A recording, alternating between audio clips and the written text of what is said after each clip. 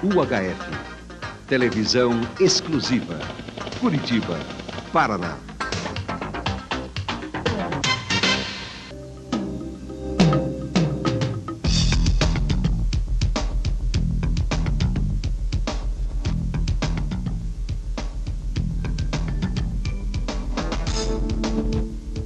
Túlio Vargas nasceu em Piraí do Sul em 28 de junho de 1929, filho de Dalila Rolim Vargas e Rivadavia Barbosa Vargas. É formado pela Faculdade de Direito da Universidade Federal do Paraná. Foi deputado estadual de 1962 a 1970, deputado federal de 1970 a 1975, Procurador-Geral do Estado junto ao Tribunal de Contas de 1980 a 81, Secretário de Estado da Justiça de 81 a 82 e Vice-Presidente do Centro de Letras do Paraná. Presidente reeleito da Academia Paranense de Letras, tem 17 livros publicados. Este é Túlio Vargas, nosso convidado de hoje na Sala Exclusiva. Boa noite. Estamos iniciando mais uma apresentação de Sala Exclusiva. Essa noite, a presença de Túlio Vargas, político, homem público, escritor, historiador, enfim, uma das figuras mais respeitadas no cenário público da vida paranaense. Boa noite, Túlio Vargas. Boa noite. Prazer estar no seu programa. Conosco, como sempre, habitualmente, o analista político Silvio Sebastiani. Boa noite. Bom, está aqui conosco Túlio Vargas. Túlio Vargas nasceu em Piraí do Sul, a terra também política do ex-governador da família, Moisés Jupion. Túlio Vargas, de origem da UDN, do Moisés Jupion, do PSD. Aliás, adversários políticos aqui no nosso estado do Paraná e no Brasil inteiro, os dois partidos. Túlio Vargas, filho de Rivadavia Vargas, que foi também deputado estadual pela UDN, constituinte de 47, que faz a importância disso, deputado constituinte de 47. Mas Túlio Vargas, nascendo em Piraí, podia contar um pouquinho da sua vinda de Piraí para Curitiba. Como é que foi a família? Como é que a família se transportou de Piraí para Curitiba e quando? Bem, nós éramos uma família muito numerosa e meu pai recebeu um convite de um parente nosso, em Itapetininga, no estado de São Paulo, para dirigir uma das empresas madeireiras daquela localidade.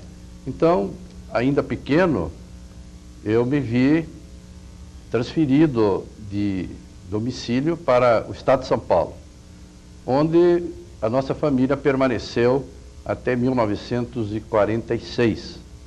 Foi quando o meu pai foi convocado pelo Diretório Regional da União Democrática Nacional para ser candidato a deputado estadual pelo Paraná. Meu pai foi eleito, naquela ocasião, numa coligação formada por vários partidos, apoiando a candidatura de Moisés Lupion à governança do estado.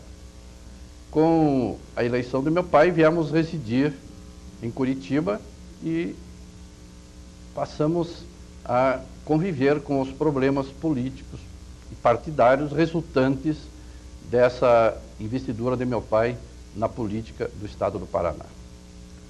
No início da sua vida pública, a sua primeira eleição, teve como base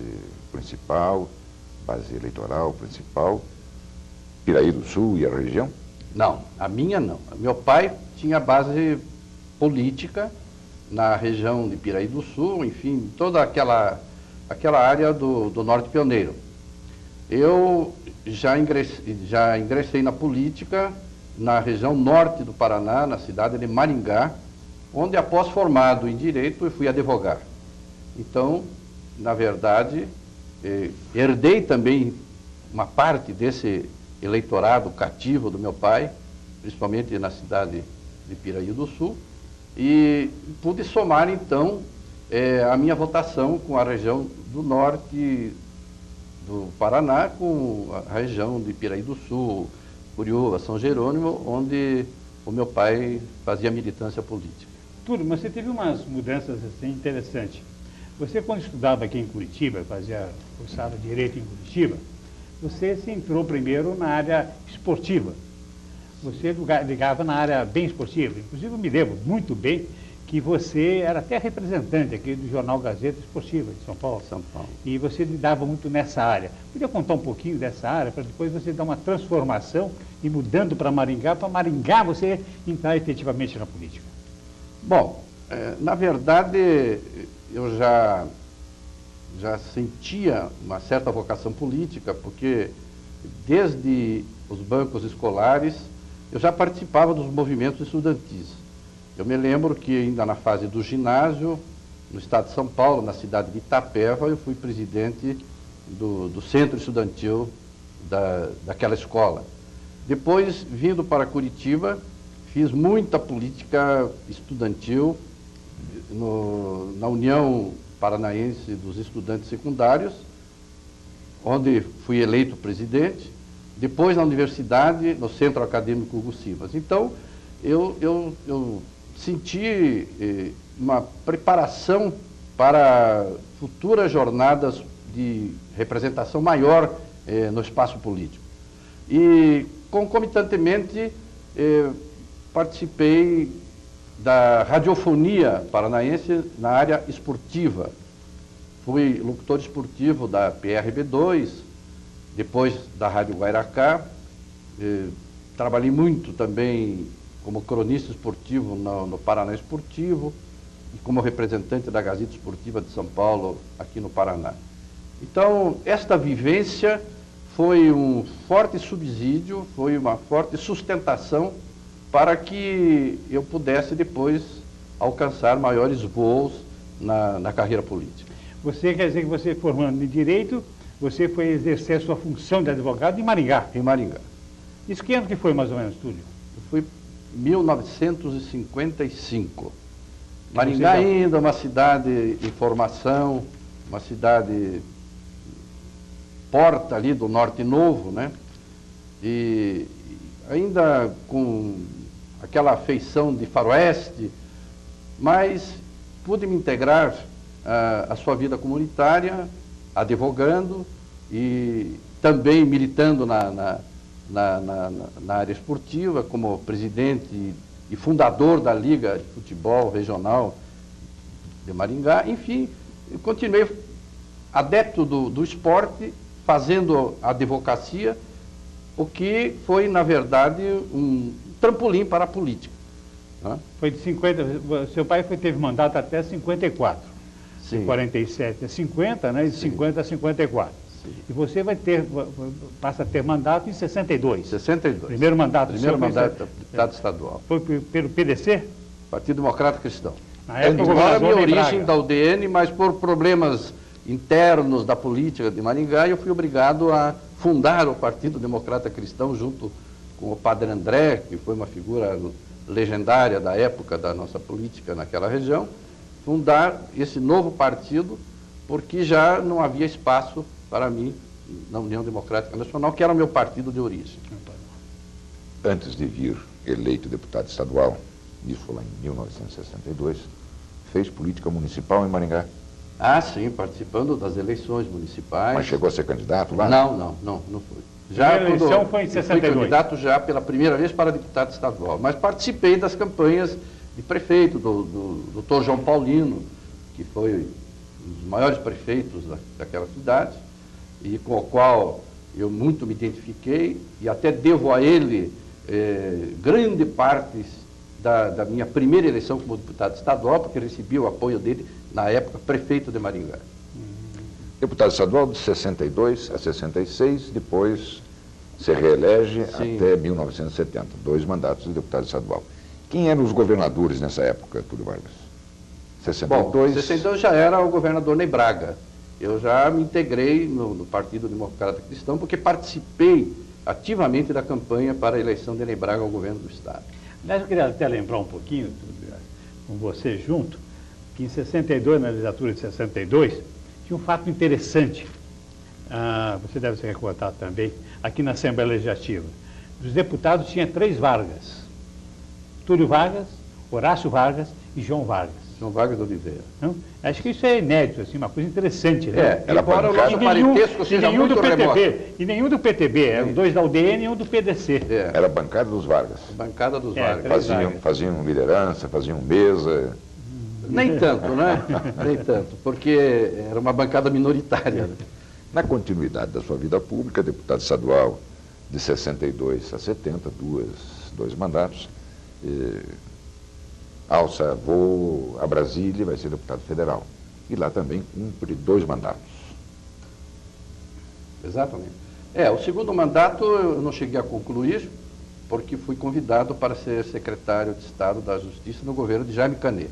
Então, eu voltei para Curitiba e não concluí o segundo mandato de deputado federal, mesmo porque em 78 eu fui candidato ao Senado, como do conhecimento de vocês. Nós vamos contar daqui a pouco sobre isso também, é um assunto muito importante, para a gente lembrar de 78, a sua candidatura a senador, que é importante. Agora se me permita só, nós vamos depois cuidar de conversar com Túlio Vargas a respeito da sua atividade de escritor e a sua atividade de historiador, mas fez uma vida pública, uma vida parlamentar de 8, 10 anos, com a visão do historiador, como era a política e a vida pública àquela época.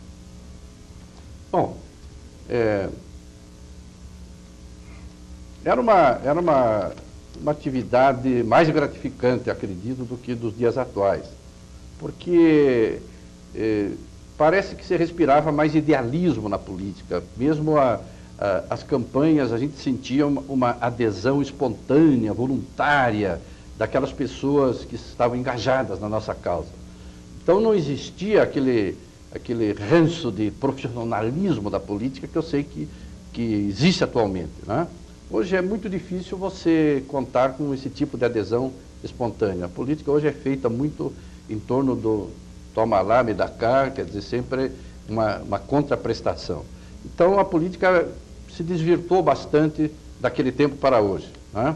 Ela está hoje com um cunho assim mais materialista, né? Hoje as pessoas não votam no candidato guardadas as proporções, evidente, há certos casos que pode prevalecer esse tipo de idealismo. Mas as pessoas são mais imediatistas, né? Elas querem resultados imediatos. Então, um apoio sempre é oneroso, o que não acontecia já na época em que meu pai foi deputado, na minha época também como deputado estadual e deputado federal.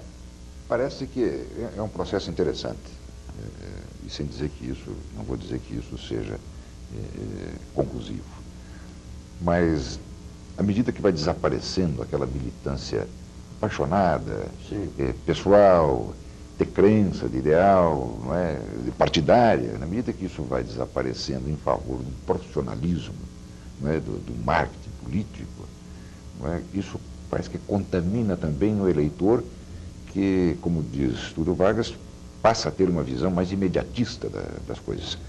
Não é? E nesse conjunto todo, se perde a visão do longo prazo e das grandes causas. Exatamente. Isso efetivamente aconteceu. Aconteceu, perfeitamente. Há hoje um desencanto, né, em relação à classe política. E eu até há pouco tempo, conversando com um deputado, ele me disse, no tempo que você foi deputado, que era bom, a gente não tinha vergonha de dizer que era político. Não tinha mesmo, que orgulho. E também você ia na rua, deputado, eu sou deputado, era importante ser deputado. Hoje ele esconde mesmo a condição de deputado. Ele é obrigado a esconder. E o deputado, à época, além das qualidades que permanecem hoje ou não, de talento, de vocação, de qualificação, o deputado à época exercia efetivamente um poder político. Sim, exercia, até conversamos nos bastidores sobre isso, a soma de poderes ou de capacidade de barganha, vamos dizer, antigamente era bem maior do que nos tempos atuais. O político tinha uma representatividade mais sólida, né? Mais influente no seu eleitorado. No interior, principalmente, pesava muito a presença do deputado, no concerto das grandes decisões dos destinos daquela comunidade. Hoje, na verdade, já diminuiu bastante esse tipo de influência. Não acredito que o deputado possa ter, como no passado, aquelas mesmas prerrogativas, né? Aquela mesma capacidade de exercer uma influência decisiva junto ao seu eleitorado. Túlio, você teve um período interessante na Assembleia. Você pegou um período de 62 até 66, e vamos dizer até 64, 63. Teve um ano e meio assim de liberdade, de democracia do país. Depois pegou mais outro período maior, que foi durante o período ditatorial, não? Que foi de 64, 65 até 70 na Assembleia Legislativa. Como é que foi a sua posição dentro da Assembleia Legislativa, em termos assim, de projetos marcantes e posições marcantes, junto a dois governos também interessantes, o governo Ney Braga e o governo Paulo Pimentel? Como é que foi a sua participação? Foi de oposição, de situação? Como é que foi a sua participação nesses dois períodos? Nesses dois períodos eu participava da bancada do governo, que eu me engajei na campanha de Ney Braga, depois de eleito deputado pelo PDC, fiz parte da bancada e eu sempre fui muito coerente, muito disciplinado em relação a esse tipo de militância parlamentar, sempre fiel ao partido, né, aos ditames da disciplina partidária e em seguida, com a criação da Arena, como eu também aderi ao movimento de 1964, integrei-me na bancada da Aliança Renovadora Nacional. Então, a minha vivência foi justamente ao lado do governo de Ney Braga e Paulo Pimentel, através dos quais eu pude levar muitos benefícios para a região que eu representava no Legislativo, e de me dedicar ao debate, ao estudo das questões que interessavam ao desenvolvimento social, político e econômico do Estado do Paraná. Você foi líder, inclusive de governo, na Assembleia? Foi. No governo Paulo Pimentel, eu fui líder da bancada, e depois na Câmara Federal fui vice-líder também do Partido Democrático Social. A sua eleição na Câmara Federal foi em 70, né? Você assumiu a Câmara Federal em 71. Certo, 71. Vamos falar um pouquinho da Câmara Federal, então? É uma grande escola, né? A Câmara Federal, o importante de um deputado que chega de uma região do interior, como aconteceu comigo, é a necessidade de um período de adaptação para depois se identificar bem com a parte operacional da Câmara dos Deputados. Porque no momento em que você se engaja dentro daquele processo, daquele mecanismo, onde atuam pessoas das mais diversas características, né, cada um representando cada estado diferente, e cada um com ideias próprias para projetos diferenciados quanto ao desenvolvimento do país. Então, você, na verdade, trabalha mais e estuda mais, não no plenário, não sob os holofotes da tribuna, mas nas comissões. O grande trabalho que se faz na Câmara, realmente, é lá naquele silêncio das comissões, onde a gente vai elaborar os pareceres, discutir o mérito dos projetos apresentados, e depois, no plenário, eu acho que o plenário serve mais para um espetáculo, né? O projeto chega pronto no plenário, para o plenário resolver. É verdade que durante o regime autoritário, nós praticamente não tínhamos condições de modificar os projetos na sua essência, porque eles já vinham do Poder Executivo mais ou menos definidos. Então, a bancada não tinha esse poder de resistência para mudar praticamente as regras estabelecidas.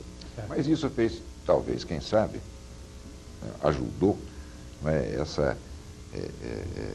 esse discricionarismo, essa imposição do executivo à época do regime militar, onde realmente o parlamento não tinha muito poder para mudar, decidir, cortar ou aduzir, não é? Isso acabou ajudando a que o plenário do Congresso Nacional se transformasse num grande fórum na vida brasileira. Né? E aí espocaram, evidentemente, no lado da oposição, espocaram, criaram-se os grandes tribunos daquele momento. E o Paraná contribuiu com isso, a nossa bancada aqui. Quem não podia atuar no Executivo, não podia atuar na comissão, tinha que atuar, era no plenário. Né? Isso vem em reforço à minha tese, porque eu sempre ouço falar que a Revolução de 64 aniquilou as lideranças. Eu acho que foi o contrário, ela criou lideranças políticas. E o Enéas acaba de confirmar isso com a sua experiência, o homem que já esteve, inclusive, no Senado, dos grandes nomes que começaram a florescer e a explodir nos debates, se tornaram grandes figuras do cenário nacional. Foram os homens da oposição, né? Os homens que hoje estão, inclusive, governando o país. Eles nasceram na oposição, se projetaram na oposição, criando uma nova gama de líderes. Não é? Então, essa premissa de que o governo militar castrou as lideranças do país, isso não é verdade, porque foi ali justamente que nasceram essas lideranças que hoje estão governando o país. Que já haviam aflorado, já haviam emergido. Na verdade, essa castração acabou se dando no emergente, não é? no que vinha. Túlio Vargas acaba de nos contar que fez participação no movimento estudantil, foi presidente da UPES. Olha que o movimento estudantil foi o grande celeiro de lideranças políticas na vida do Paraná e na vida do Brasil. No momento em que ocorre a ditadura, isso é ceifado. Então na verdade, criou um hiato, não é? Quem já estava e conseguiu sobreviver, se sobressaiu, não é? E depois se estabeleceu um vazio na coisa. Mas na verdade, eu não creio que houvesse um tolimento da política universitária. Eu não creio que houvesse. O que eu me lembro que o governo proibia era de fazer a política partidária dentro das universidades, das escolas. Mas se fazia a política acadêmica. 477, né? Mas você fazia a política... Tinha um decreto, inclusive, proibindo isso. Sim, mas 477. Mas o que? Permitindo que se fizesse a política acadêmica, a política universitária. E a política universitária lança também, ela também projeta líderes. E o Enéas está aqui, se projetou na política acadêmica, na política universitária. Nós fomos também militantes nessa área, então isso nos deu condição depois de partir para outro nível da política, a política partidária aqui fora. Mas então eu não creio que o que o governo à época proibiu foi que se fizesse dentro das universidades a política partidária, a grande política aqui de fora, que se fizesse lá dentro. Mas nunca coibiu que se fizesse a política universitária, nas eleições, nos diretórios acadêmicos. É verdade ou não? Mas acho que é dentro disso que você, por exemplo, o seu caso, o caso do Enéas, e outros mais, que fizeram política acadêmica antes de 64, não? Então foram participar depois de 64. Agora, há casos diferentes. De 64 em diante, não surgiu novos. Tanto é que você citou eles que estão no poder hoje, mas eles fizeram toda a política, esse pessoal todo, política dentro de 64. O caso do Mário Covas, por exemplo. Mário Covas foi deputado federal, foi líder do MDB até 69, quando foi cassado. Né? E outros mais, aqui do Paraná, o Léo de Almeida Neves, e uma série de outros que inclusive foram cassados. Mas depois, eu acho o seguinte, que durante o período ditatorial, que não surgiu, naquele período que não surgiu ninguém. Eu não conheço ninguém que surgiu durante o período ditatorial. E sim fez política acadêmica antes. Durante, eu não me lembro nenhum caso. Não, lógico que houve. É que é difícil fazer uma distinção entre um período e outro, porque há uma certa continuidade em tudo isso, né? Então é difícil você separar os períodos. Você veja uma coisa, para o Richa... Mas veja bem, mas se, de acordo com a sua tese, se após 64 não surgiram líderes, Não foi porque a Revolução proibiu, Aí que o eu acho governo que surgiram proibiu, os não foi. líderes. Os Porque líderes o governo, de hoje são o que o líderes- governo proibiu foi a política partidária lá dentro das Certo. universidades, mas não proibiu Viu? a realização da política acadêmica, volto a falar, a política universitária, que ela forja líderes também. Agora, se não surgiram nesta época, foi justamente por Mas sem o uma decreto omissão, 477, uma indiferença da classe estudantil pela política interna corpus das universidades. Túlio Vargas, sem querer debater, porque não é esse o espírito do nosso programa, sem querer debater. Mas, como dizia, e você conheceu bem, o velho e bom Antônio Nibeli, por amor à discussão, aquela expressão que se consagrou na nossa política aqui, por amor à discussão. Como se ia, no meio acadêmico, nas universidades, nas escolas, discutir, por exemplo, o modelo educacional sem que isto não agredisse ao governo da época, sem que isso não se engajasse de uma forma ou de outra numa linha programática, numa linha ideológica. Se implantou, por exemplo, uma reforma à época, né? Uma reforma na educação brasileira. Como ia o estudante interessado, também maior nessa questão, participar de tudo isso e deixando de lado, não havia como. Não, mas as teses poderiam ser suscitadas, debatidas. Essas teses, tranquilamente, a reforma do ensino, isso poderia ser discutido. O que não se admitia é uma distorção nisso, né? Podia discutir, mas não podia fazer oposição ao governo. Não, acho que não. Tinha que concordar. Não creio que fosse isso, não, porque quantos movimentos desaguaram nas ruas desses movimentos de universidades? Quantos? Vários, grandes passeatas, essa coisa toda. Agora, o fato é que o que não se permitia justamente era levar para dentro das universidades a mensagem dos partidos políticos aqui de fora, que queriam usar os estudantes como massa de manobra. Mas hoje é normal isso. E antes de 64 também era normal. Hoje é normal, tanto é que está aí, quando derrubado o Collor, os estudantes foram para a rua e foram fazer política abertamente, então, e para derrubada até do presidente da República. O fato é o seguinte, permitam os dois. O fato é que há muitas lideranças que estão aqui que nasceram durante o período do regime militar. Pois é que eu não conheci nenhuma. Me permitam os dois, nós vamos continuar conversando sobre isso. E conversar também sobre a visão de Túlio Vargas na área do Executivo, na área administrativa, foi secretário de Estado por 2 vezes aqui no Paraná, foi membro atuante no Tribunal de Contas do Estado. Mas agora nós temos que fazer uma pausa, que é breve, é um intervalo rápido, e nós já voltamos com Sala Exclusiva.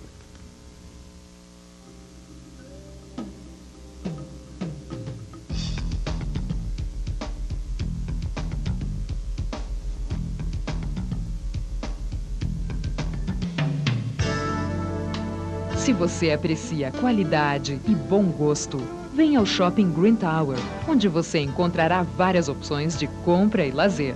Moda feminina, presentes, perfumaria, ótica, Unimed e uma agradável praça de alimentação. Shopping Green Tower, para você que tem bom gosto e exige qualidade em primeiro lugar. Rua Emiliano Perneta, 288.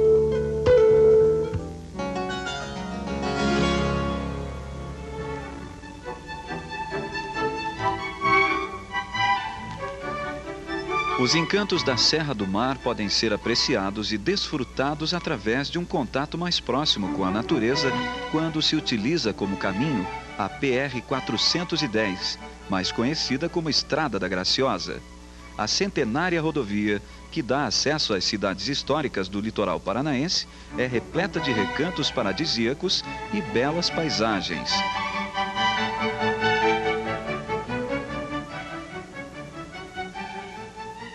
A viagem é um pouco mais demorada do que se for feita pela BR-277, mas quem passa por aqui tem a certeza de ter alcançado a sua paz interior.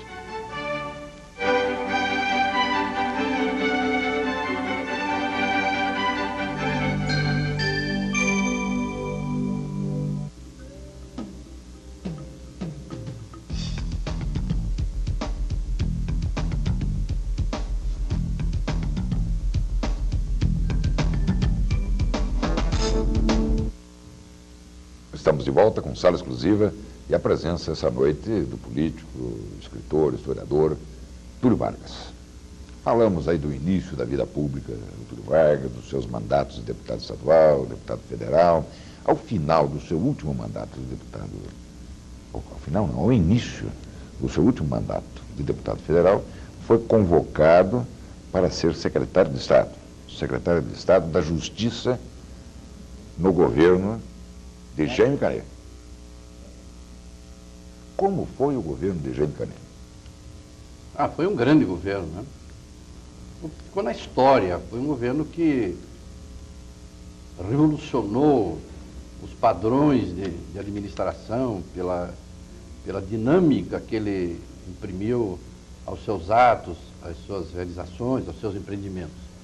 Para mim foi uma das experiências mais ricas ter participado do governo de Jaime Canet Júnior, porque eu me enriqueci de lições notáveis de operosidade, porque Jaime Canet, como nosso chefe de governo, nos infundia aquele otimismo, aquela característica fundamental do seu temperamento de velocidade na realização das obras do seu governo. Foi realmente um governo marcante e eu posso dizer que para mim foi um privilégio muito grande ter servido ao governo de Jaime Canet. Bem, sala exclusiva é para a gente lembrar o passado político do Paraná. E até quando nós participamos desse passado, é importante que o senhor e a senhora tenham conhecimento. É um fato aqui, hoje, nessa noite de domingo, importante para a gente lembrar. É a eleição de 1978. Para quem não sabe, em 1978, teve 3 candidatos ao Senado da República. José Richa, Túlio Vargas e Enéas Faria. Isso é importante e é necessário falar, porque o telespectador vai nos cobrar isso.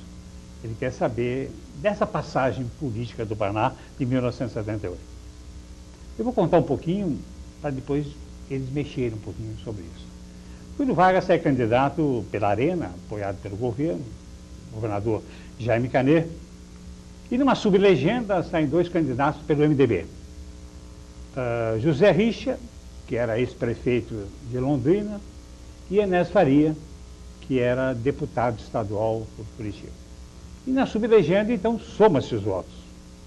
E o Túlio Vargas, naquela oportunidade, saiu candidato único, sozinho, pela Arena. E somados os votos.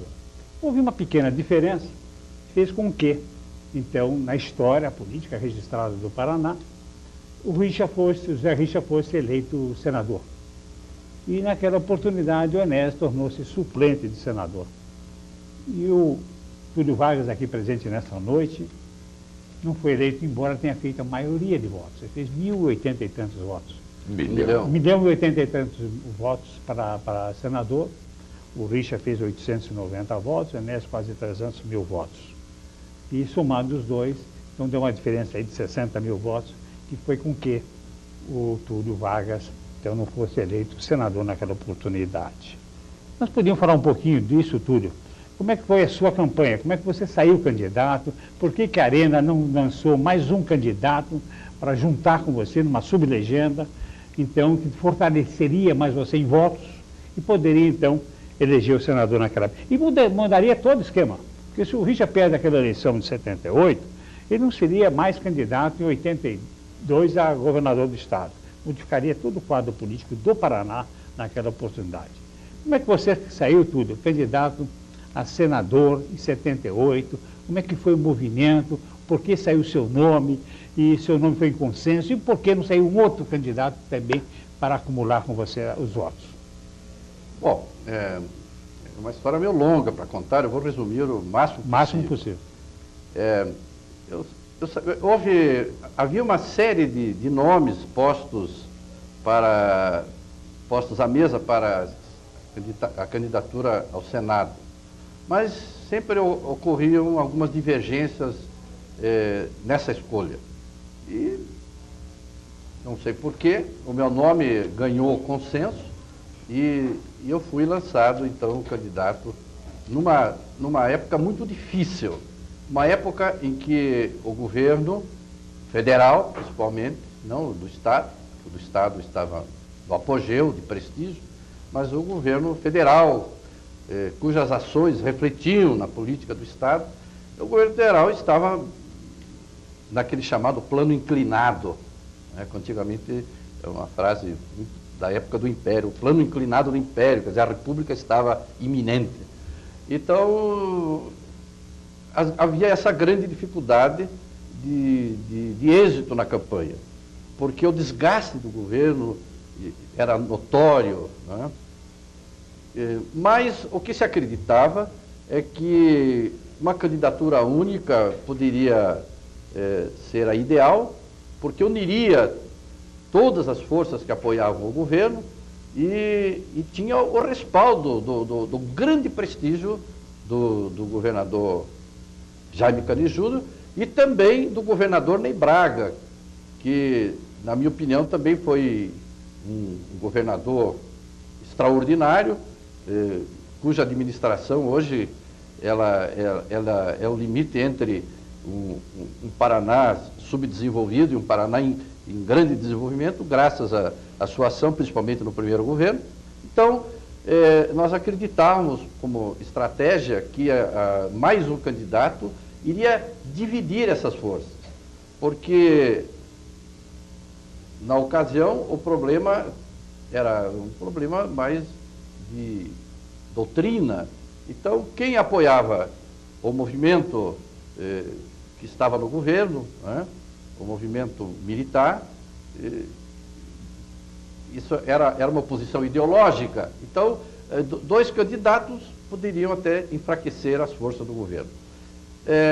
Fez-se a avaliação da campanha em si e chegou-se à conclusão que era possível ganhar só com um candidato. Mas, como em política as coisas mudam, como já dizia um político mineiro, como nuvens, né? A política muda, houve acidentes de percurso. Veio a greve dos professores, essa greve dos professores foi decisiva para a vitória da oposição. A peste suína, que desestimulou principalmente as áreas produtoras, que eram muito ligadas ao governo, desestimulou totalmente e até num processo de revolta, toda essa área de produção, onde se produzem suínos, esses trabalhadores do interior se engajaram na oposição também como um protesto, como indignação. O governo federal tinha cortado também os programas de financiamento à lavoura, e ainda houve aquele célebre episódio do ministro da Agricultura que mandou vendeu o soja, se não me engano foi a soja. Foi 74 essa da soja. Ah, foi 74? Foi 74. Bom, então vamos eliminar isso. Eu imaginava que esse tivesse sido também dos detalhes. O Paulinelli? O do Paulinelli. Foi 74? 74. Então, com isso, e as áreas do governo que não foram contempladas nesse processo de escolha do candidato comum também, houve áreas que ficaram dissidentes, que resolveram engrossar a oposição. Então, tudo isso resultou numa vitória da oposição. Uma vitória apertada, o que já mostra que a estratégia do governo não estava errada. Não estava errada. Se esses episódios não tivessem ocorrido, é evidente que, com o prestígio de dois governadores à frente da campanha, a nossa campanha teria sido vitoriosa, como o foi isoladamente, perdendo apenas pela soma dos dois candidatos da oposição. Essa é a história em rápida análise. Aí tem aí vem a parte do Anésia e do Richa, né? Que o governador da Richa, se esse caso não acontecesse, já falei, vou repetir, o governador da Richa não seria eleito senador. Vê como é interessante a história política no Paraná e no mundo inteiro, né? Eu me lembro também, em 59, faleceu o Souza Naves, 10 meses antes das eleições, e o Ney Braga ganhou a eleição, foi eleito no ano seguinte. né? E esse caso também é importante. O Richa, eu acredito que o Richa não seria candidato a governador em 82 se ele não tivesse ganho o Senado em 78. Lógico, Também aí, a história seria completamente evidente, modificada. isso mudou a Não? história porque com a vitória do governo haveria uma continuidade, né, no processo administrativo e político do Estado. Houve essa ruptura e surgiram então os novos governadores da oposição. Na oposição. Aí o PMDB, juntando com uma parte da Arena, não é verdade? O próprio senhor João Elísio, Jaime Canet, Certo. que foram participar da campanha do Zé Richa, foram apoiá-lo, né? Quando na última eleição, na sua eleição, o senhor Jaime Canet estava contra o senhor Zé Richa, né? Depois veio então apoiá-lo e engrandeceu e ganhou a eleição do candidato, do Ney Braga, que é um candidato forte também, que era o Saul Raíssa. É um candidato excelente, candidato, uma figura maravilhosa, um candidato de primeira grandeza, que o partido do governo apresentou naquela oportunidade. O apoio do governador Jaime Canet à época ao Richa foi decisivo, porque inclusive ofereceu uma credibilidade notável à candidatura da oposição. Com todo o seu grupo, inclusive o vice, que era o João Elísio Ferraz de Campos, que foi vice-governador do Zé Richa, indicado pelo Jaime Canet. Só os caprichos da política. Esgotaram 78 e eu nada falei. Mas nada lhe foi perguntado. O depoimento, nada mais disse. O depoimento é do nosso convidado. E como parte, me dei por impedido. Vamos à frente. Depois de 78, Túlio Vargas assume a presidência do Banco Regional de Desenvolvimento Econômico. À frente, em seguida, assume a Procuradoria-Geral do Estado junto ao Tribunal de Contas do Estado do Paraná. E para aí à frente ser novamente chamado para ser secretário de Estado e da Justiça novamente, já no governo Ney Braga. Governo Ney Braga. Já era o segundo governo Ney Braga. Como foi, né, o governo Ney Braga, o segundo governo Ney Braga? O segundo governo não foi tão bem sucedido quanto o primeiro. Mas é muito difícil a gente reportar sobre isso, não gostaria de fazer comentários, afinal o governador montou a sua equipe, o seu plano de governo, e num processo de comparação com o seu primeiro governo, evidente que o primeiro foi muito mais positivo. É verdade que no primeiro o Paraná se ressentia do desenvolvimento de mecanismos, de instrumentos para a alavancagem da sua prosperidade. E esses instrumentos Ney Braga criou no primeiro governo.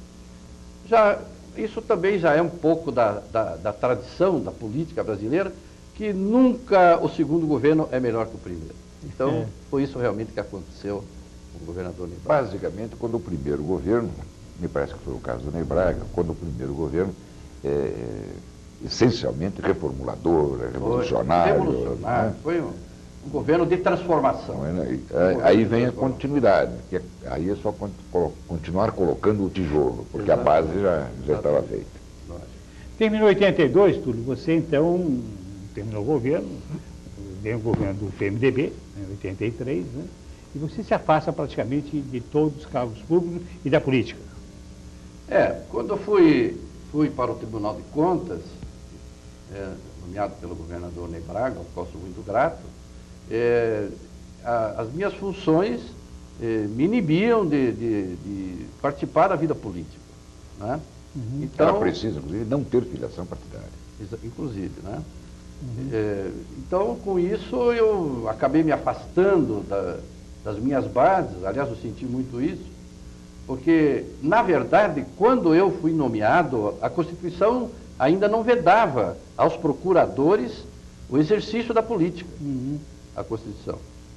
Mas, em seguida, veio a Constituição de 88, proibindo a participação dos procuradores na política, e com isso eu fui obrigado a me omitir de qualquer manifestação nesse campo. Com isso, eu acabei me voltando mais para a minha atividade literária, a qual estou ligado hoje profundamente, as atividades do Centro de Letras, do Instituto Histórico e Geográfico, Etnográfico e da Academia Paranaense de Letras, produzindo meus livros, realizando meus estudos e desenvolvendo um trabalho de expansão da atividade cultural do Estado do Paraná, hoje já também contando com o apoio da Secretaria de Estado da Cultura, com a qual nós temos uma parceria muito proveitosa. Túlio, você, nesse período que você entrou nessa área, quantos livros você foi autor? Bom, mais ou menos ao todo eu tenho publicado 17 títulos. 17 títulos sobre história do Paraná, sobre história do Brasil, e também depoimentos pessoais, discursos, coletânea de discursos que eu pronunciei como deputado estadual, como deputado federal, como secretário de Estado. Então, eu estou hoje mais vinculado a esse tipo de produção. E todos eles dentro dessa área, ou não? Todos os seus livros, dentro da área histórica do Paraná? Exatamente, da historiografia. Em jornal? Sim, eu mantenho uma coluna na Gazeta do Povo, todos os sábados. Essa coluna se chama Porta Retrato, onde eu faço o perfil biográfico de personagens que ajudaram a construir a sociedade paranaense. Uma sala exclusiva? Exatamente, é uma sala exclusiva na mídia gráfica. Centro de Letras do Paraná, Academia Paranaense de Letras, Instituto Histórico, Geográfico, entidades das quais Túlio Vargas é membro e nas quais tem uma atividade muito... Instituto dos Advogados muito também. Intensa. Eu perguntaria o seguinte, Túlio, nesta área mais literária, como anda o Paraná? Como anda esse movimento literário no Paraná? O movimento ainda de certa forma, tímido, né? O movimento literário do Paraná, ele não tem, assim, por estar fora do eixo Rio-São Paulo, ele não tem a cobertura da mídia. Então, geralmente, as grandes publicações de livros, de crônicas, de artigos em jornal, geralmente obtém maior espaço os autores de fora, né? Dá-se, na verdade, pouco valor à literatura local, aos autores locais, com algumas exceções, como nós sabemos aí, né? 2 ou 3 exceções, que hoje estão na mídia nacional e que, na realidade, são grandes talentos, né? Pessoas de grande criatividade, como Dalto Trevisan e outros que nós conhecemos. Mas em termos,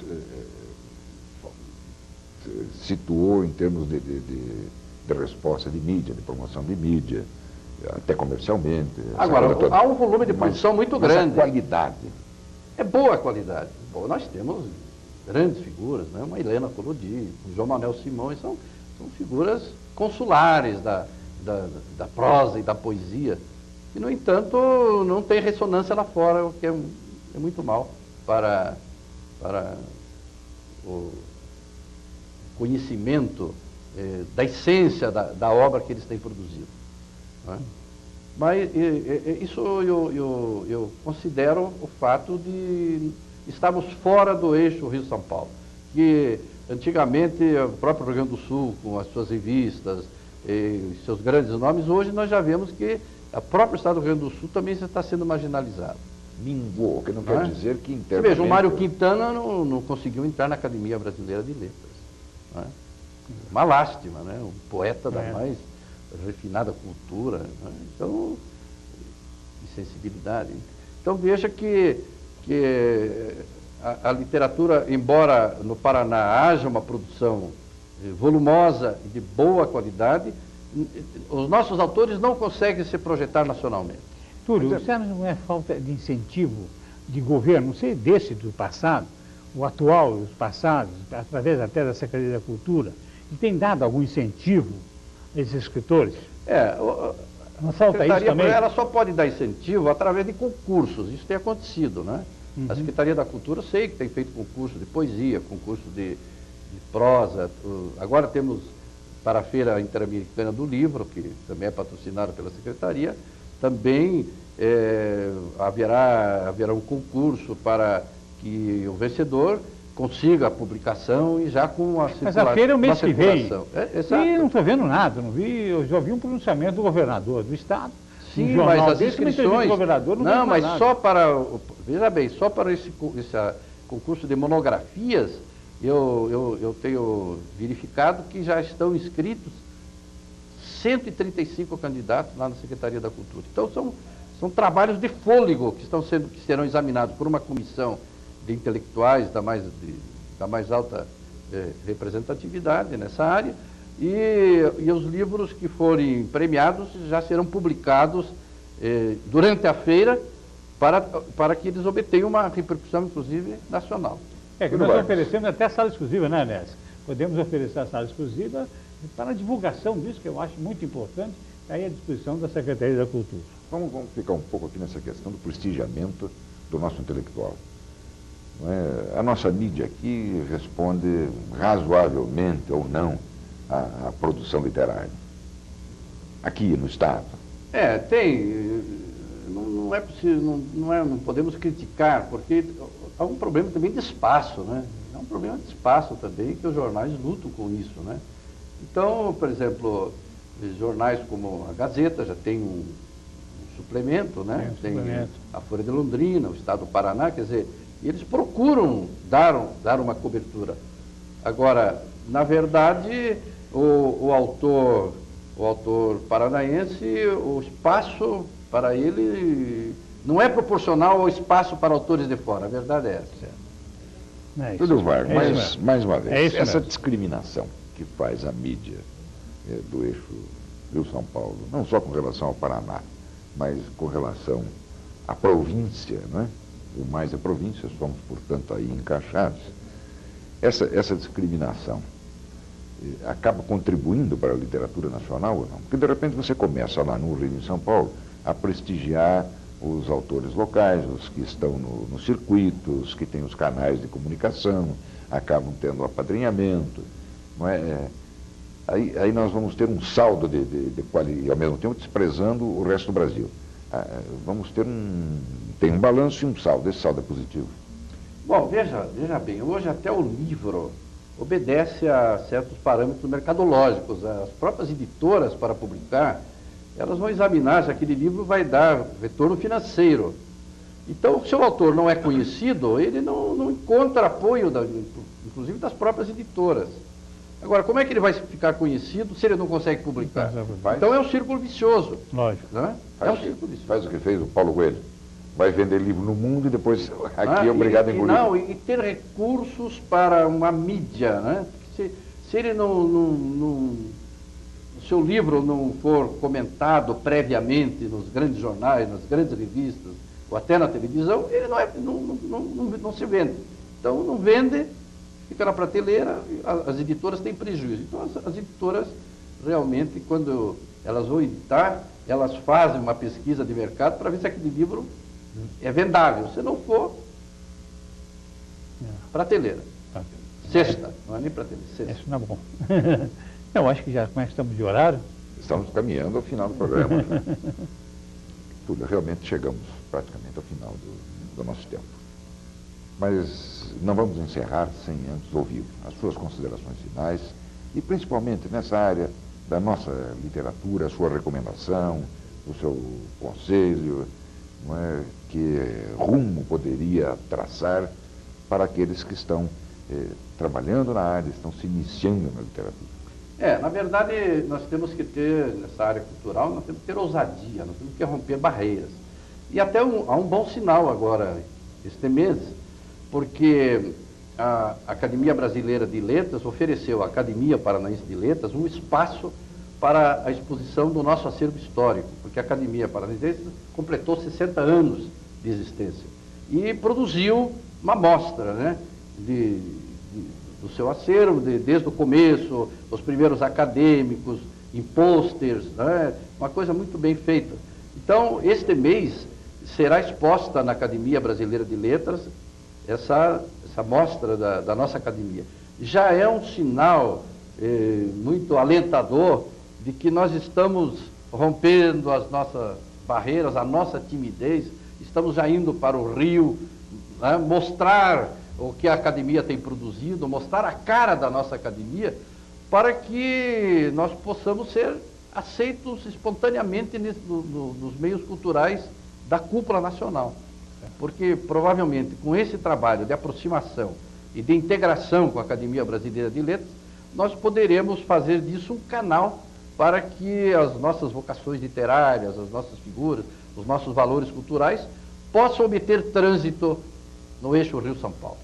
Então, eu acho que esse já é um dos caminhos. Há outros tantos que seria difícil aqui a gente enumerar, dada a exiguidade do tempo. Mas é isso, eu acho que ao Paraná falta, na verdade, um pouco de ousadia, não só no campo cultural, mas também até no campo político, não é? É verdade.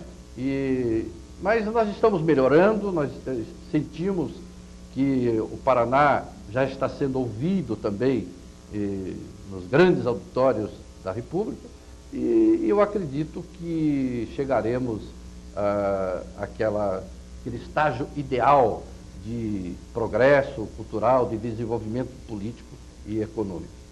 Este é o nosso propósito, é o nosso sonho, e esperamos ser concretizado ainda neste século.